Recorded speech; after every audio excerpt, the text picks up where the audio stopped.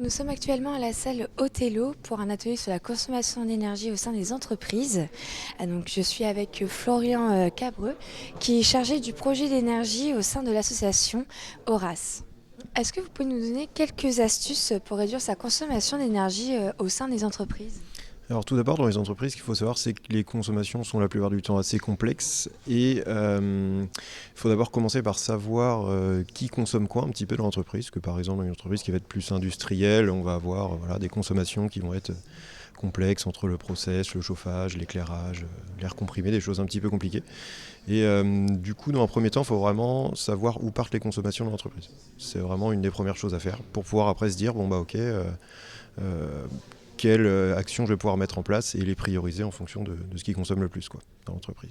On remarque que certaines entreprises se tournent déjà vers les groupes électrogènes. Est-ce que c'est la solution? Non, c'est pas vraiment une solution. Après, ça peut, en cas de vraiment mauvaise gestion des contrats, pour limiter un petit peu les prix qui sont vraiment hauts, surtout en période de pointe en ce moment. Ça peut, dans certains cas, aider à être rentable, mais voilà, c'est pas une solution à long terme. Et, le mieux, c'est de réfléchir un petit peu. Par exemple, pendant les périodes de pointe, il y a des heures en fait où l'électricité est plus chère. D'essayer de regarder si à ce moment-là, on peut pas ne pas consommer ou moins consommer, plus aller sur la sobriété que de produire, par exemple, avec des groupes électrogènes, quoi.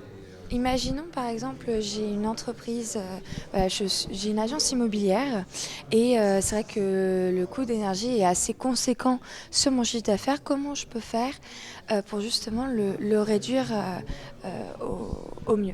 Dans un premier temps, on peut par exemple travailler sur la régulation du chauffage, donc peut-être baisser d'1 degré en journée, bien regarder si on a des réduits, donc baisser la température au maximum, par exemple le week-end ou la nuit quand on n'est pas là.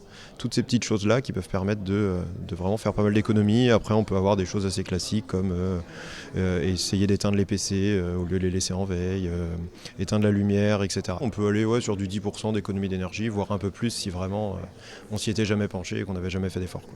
Super. Bah, merci beaucoup.